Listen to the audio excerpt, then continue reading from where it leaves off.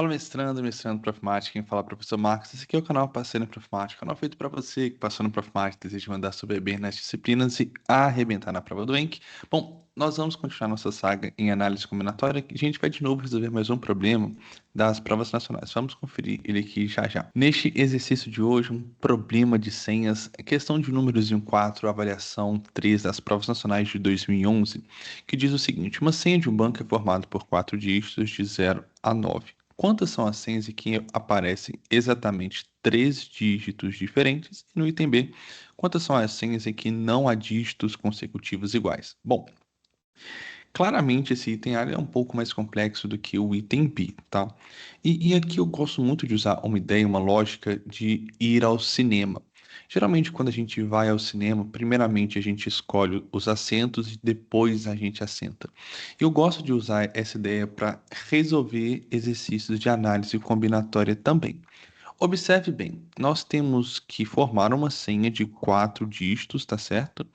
E que necessariamente nesse item A, 3 dígitos diferentes devem aparecer e são exatamente 3 dígitos. Então, a primeira coisa que a gente tem que fazer, entre aspas, a nossa primeira decisão aqui é escolher os assentos. Isto é, nesse caso, nós vamos escolher os números que nós vamos utilizar. Ou seja, de 0 até 9, nós temos 10 números disponíveis e nós vamos escolher quaisquer 3 deles para a gente formar essa nossa senha. Então, a primeira coisa que nós vamos fazer é um 10 escolhe 3. Agora, mais do que isso, né?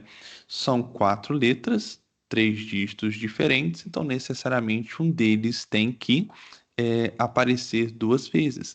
Agora, com esses 3 dígitos em mão, a nossa segunda decisão que nós devemos tomar é qual deles que vai aparecer 2 vezes. Então, desses 3 que nós já selecionamos antes, nós devemos escolher um para ser aquele no qual vão aparecer 2 vezes. Então, agora, olha só o que é que nós temos. Nós temos 3 números disponíveis. Vou usar um exemplo aqui.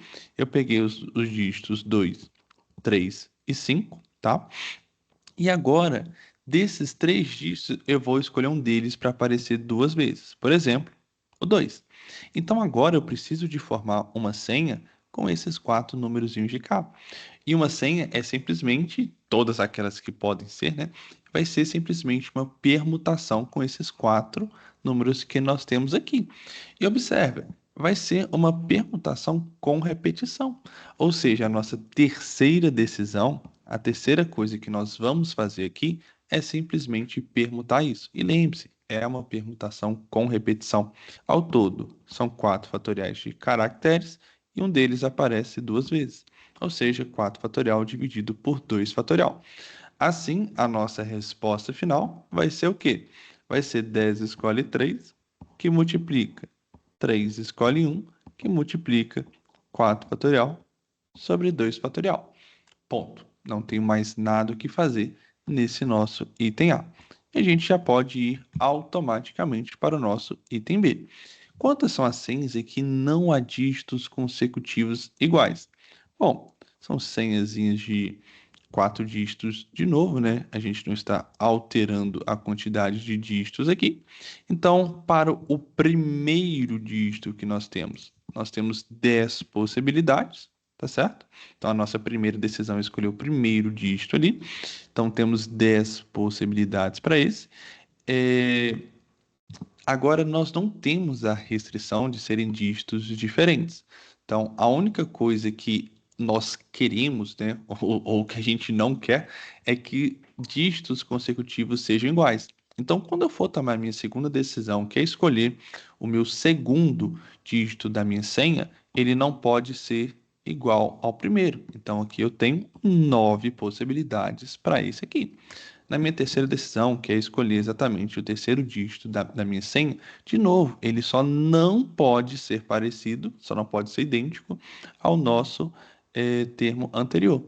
Mas ele volta, né, a acontecer de poder ser o nosso primeiro dígito. Então, eu gosto sempre de trabalhar com exemplo. Vamos supor que aqui eu coloquei o dígito 0, aqui saiu o dígito 7.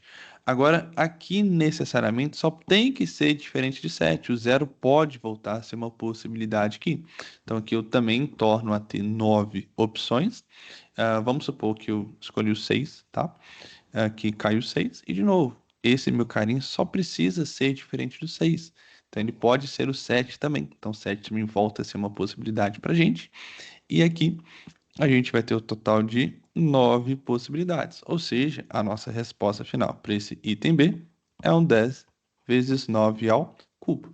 Bom, de novo, se esse videozinho aqui ajudou vocês, espero que você curte, comente e compartilhe. Tamo junto e valeu demais, galera. Tchau, tchau.